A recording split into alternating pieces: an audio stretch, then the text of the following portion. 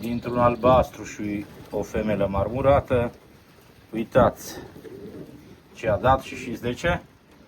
Pentru că tatăl femelei, deci bunicul acestor pui, are culoarea aceasta. Peter Iasma. E deja sunt nepoți. Isam de Jong, Peter Iasma. Uitați aici. Dintr-un albastru și un marmurat. Cum a dat. M-am și mirat. Dar mergând în spate, lor este, hai să te văd,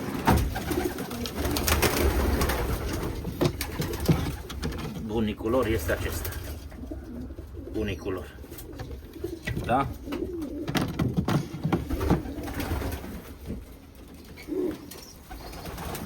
Spor